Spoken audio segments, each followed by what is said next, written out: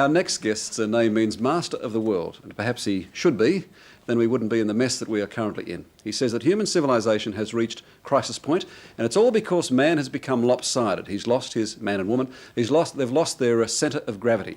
So please welcome one of India's most respected religious leaders, Swami Ranganathananda.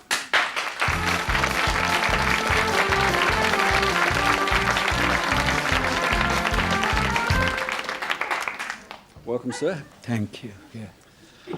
This is not your first visit to Australia. You're telling me you came here in 58 and you come here almost every other year. Yeah, since 71, almost every year, I come, part of my round the world tour, lecture tour.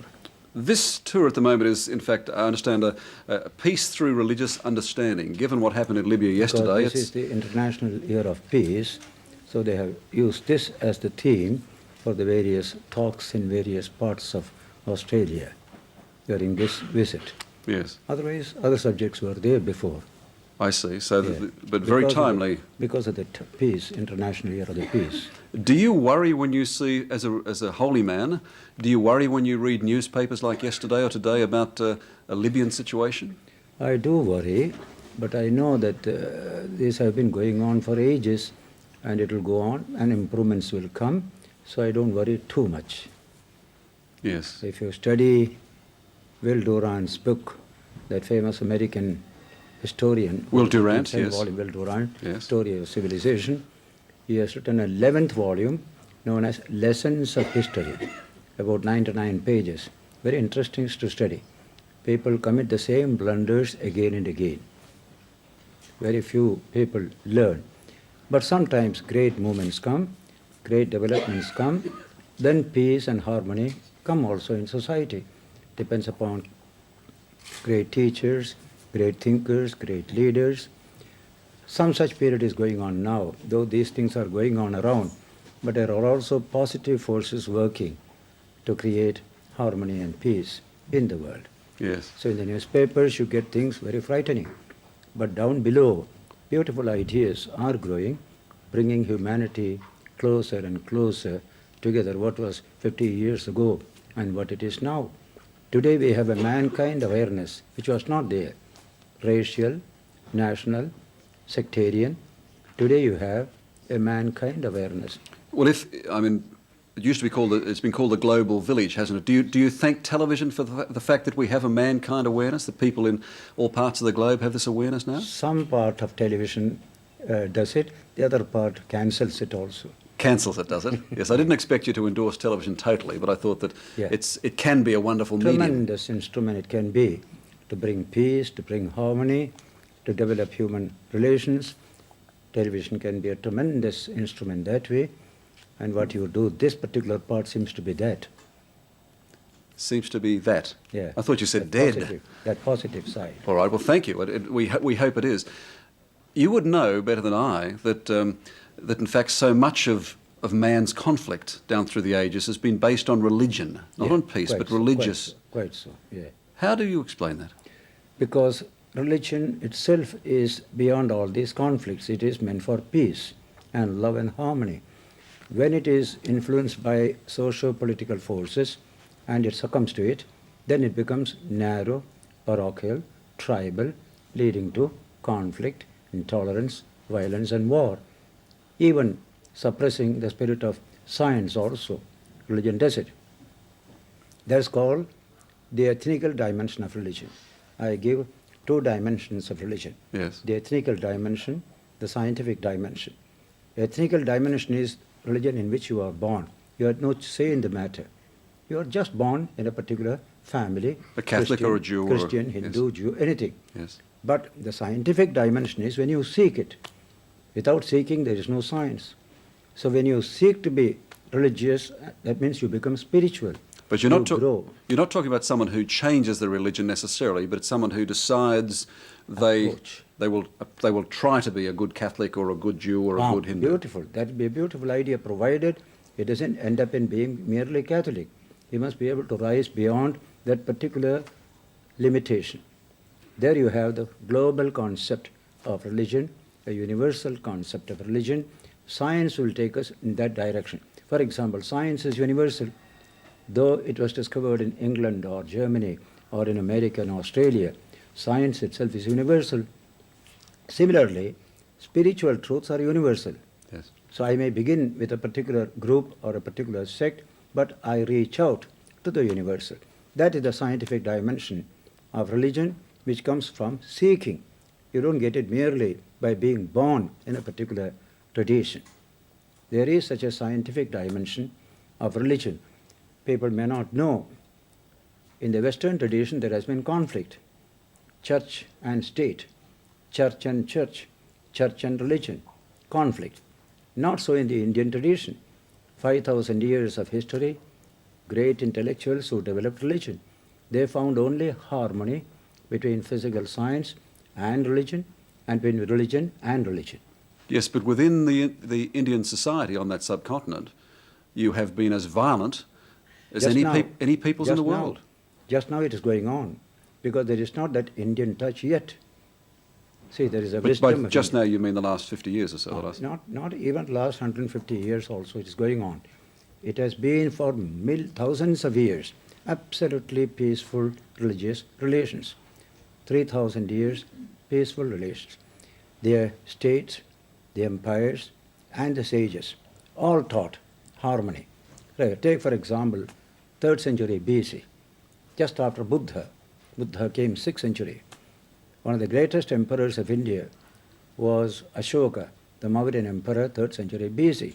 He wrote inscriptions on rocks and pillars that in religion, harmony, not concord, is the right way. Yes. Let's have a look. Earlier in the week, we in fact we showed some film taken in America of children being asked, is there a God? Is he alive? Is she alive? Etc. I want to play this to you, and then we'll come back and talk about God. Have a look at this. God doesn't have to be a person. He could always be something like an ant, a bird, something else. What does God do? What's God's Job what's his job? Yeah. to watch over you and see that you do things right. He's really happy because he just saved someone. He's everywhere, so he could be on people's heads and they don't even feel it. Now, I'd like your reaction to that, but you have said, in reaction, you have said that you think that you believe that God is dead as we understand him. God, as the bearded old man in the sky, is dead because there is no proof for it.